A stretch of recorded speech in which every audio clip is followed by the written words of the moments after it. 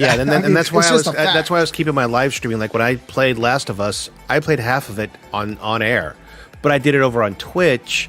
And again, I may have had 2 or 3 people chiming in. Part of my problem is the time. I work till 9 or 10 p.m. every weeknight, so for me to go ahead and do a stream, my boss gives me time off on Tuesdays to get off work a wee bit early to do my 9 p.m. Eastern show. Other than that, I'm working till 9 or 10 o'clock every night. So by the time I sit there and stream a game, it's well after midnight Eastern. So that's why I was like, I mean, is this really going to add any value to the channel for me? If people want to find me, I have it in my description on my channel. I play games over here. Every Tuesday night show, the description says, you want to see Raskull playing, go ahead and sub to him over on Twitch, and you'll see where he's playing. So I'm still torn on that. How's your viewership on Twitch? Oh, it's piss poor. Pardon my French. I think if I have 12 followers today, it's a good day. But I mean, can I chime in? Please. So with Twitch, it's probably age, right? So you got to think about who's over there, who's the primary business target. It's a lot of kid gamers and stuff like that, out of our age group and stuff like that. So there's that content-wise, depending on the game that you're playing as well.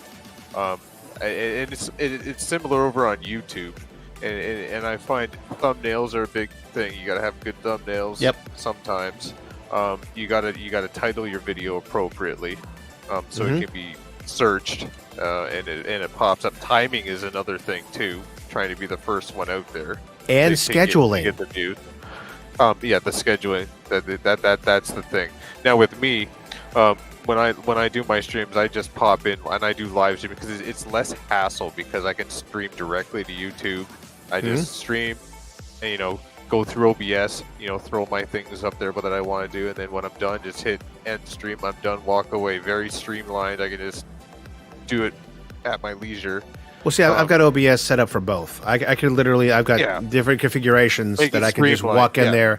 Exactly. I have the same exact configurations, but I just change one thing on the profile, and it's now streaming to Twitch versus YouTube.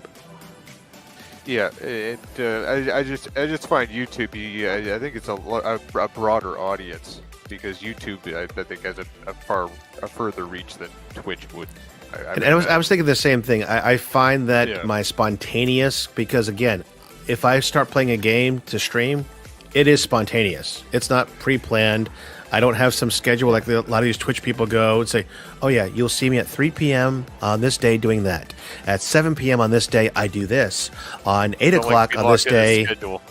Yeah, so I don't have that going, and that's where you get a lot of your Twitch views.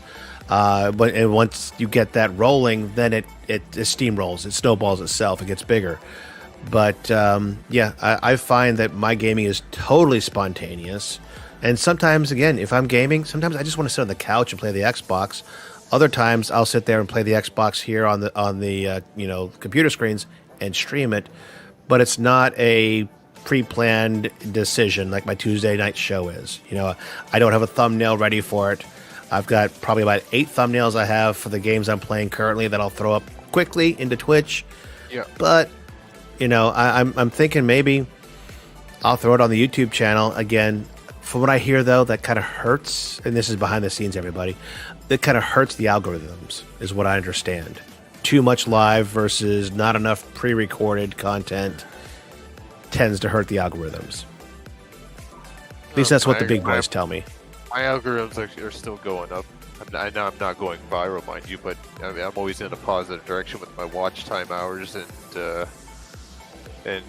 all that stuff. So I'm doing something in the positive direction. Well, then I think you convinced me that if I do stream my games, that I should stream them on YouTube. Then I'll give it a try in 2024. There's an add-on there, Brooklyn. Okay, I just added on to my 2024 shite. There you go.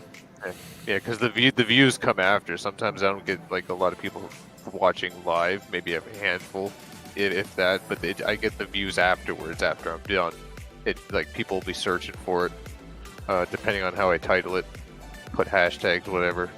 You just gotta You just gotta kind of type in some words. Just hopefully the algorithm picks it up when people search it.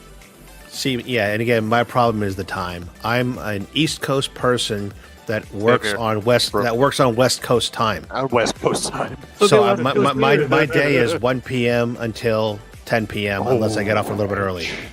And then I stay up till 3 or 4 in the morning Eastern time, and then I sleep until 10 a.m.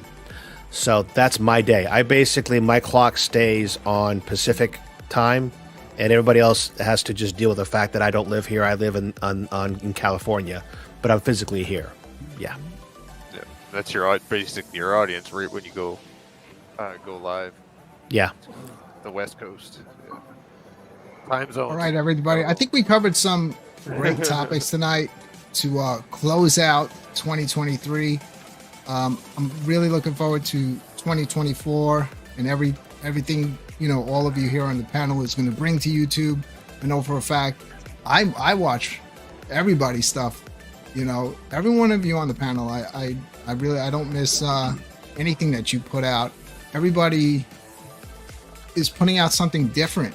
You all have your own takes and ways that you do stuff, and it's all entertaining. And I see a bunch of people in the chat room that I see on all of your other shows. So It's always great to come hang out when you guys are streaming, hang out with the people in the chat room. It's actually more fun when I don't have to do anything and I could just sit back and watch. I enjoy watching YouTube more than having to make my own stuff. Easier. I don't care about making my own stuff, but I enjoy my stuff once it's done and ready to go. Because see, my type of work, I don't have any hours, and I never know how long I'm going to be out every day. I just go out and do projects, and when I'm done, I'm done. Look, I woke up today and I was home, so it was just a nice New Year's weekend surprise, an extra day of no work. See, I'm always home. Okay, yes, I work from home. I was always home for about 4 years. I was always home, but I think I worked harder. It was just nonstop because I managed over 30 people, and it just never ended. I was working 24/7. So yeah, luckily I've got that down. When I started choosing the work from home job and consulting and things like that, I made sure I had the hours decently. Now, most of my consulting again is West Coast time, but still, I know for a fact I don't start till 1 p.m. I know for a fact I won't go past 10 p.m. And God willing, I get to spend an hour with my wife every night. I hear you. Well, it was great spending time with all of you here tonight. I think Happy New Year. It's time to start wrapping this up. I appreciate TMCLOSKY from Rcade Talk and Raskull from That Gaming Show coming on the show tonight. It was great talking to both of you. It's my pleasure. Thanks for the invite. Again, I really do enjoy what both of you do on YouTube. As always, it's a pleasure hanging out with you, Papa Brad, Steps Gaming, and Nix. I'm Brooklyn Menace. It was also a pleasure hanging out with all of you in the chat room that showed up to watch this show live tonight. We greatly appreciate it. Happy New Year, everybody. We will see you again in 2024.